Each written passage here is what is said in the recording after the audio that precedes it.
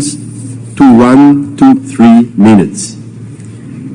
I am now pleased to invite the President of Kenya, William Ruto, to give his intervention. The President of Switzerland, the President Zelensky of Ukraine, Madam Vice President of the United States, heads of states, ladies and gentlemen. 79 years after the international community established a multilateral institutional framework to save succeeding generations from the scourge of war, Russia's invasion of Ukraine has been a horrifying spectacle of carnage and devastation, which has left 500,000 people dead and 7.1 million people displaced in its wake. Across the world, people and nations are enduring the negative consequences of disrupted supply chains. Kenya's position has been clear and unequivocal from the beginning.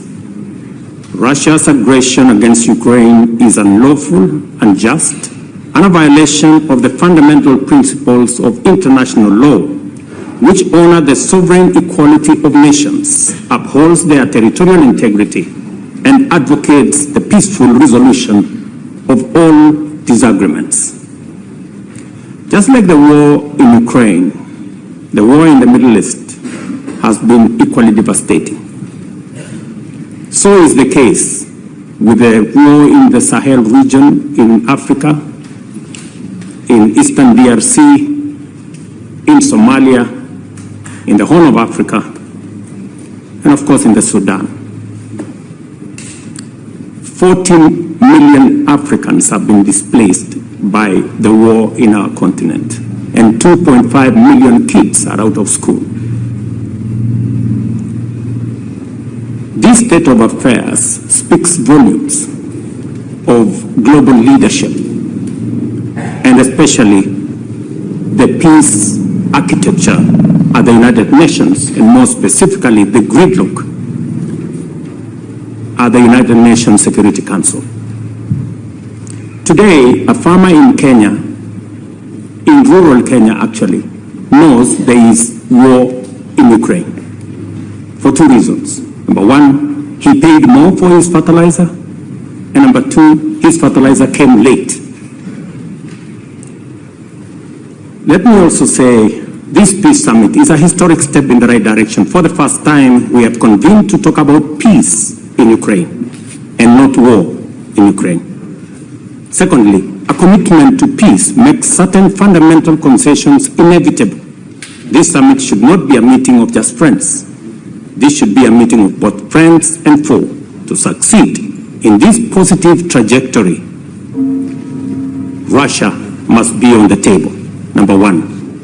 Number two, an American general, Norman Swartzwelder, said, the more we sweat in peace, the less we bleed in war. It is time for leaders of the world to talk about peace, negotiate peace, work hard to build peace, and configure a global strategic framework that integrates peace as the sole means and end of human endeavor. Finally, we have gathered here and we are reminded by the Indian statesman Mahatma Gandhi, who said that an eye for an eye will make humanity blind. Just as Russia's invasion of Ukraine was unlawful and unacceptable,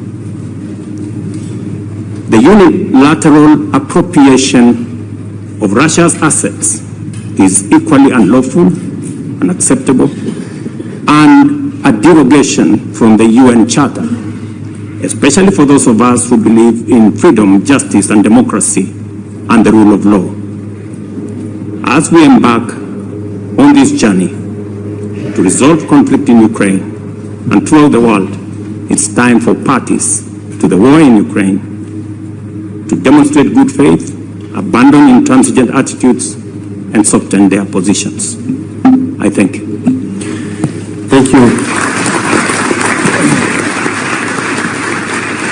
Thank you, Mr. President. I am delighted to hand over the floor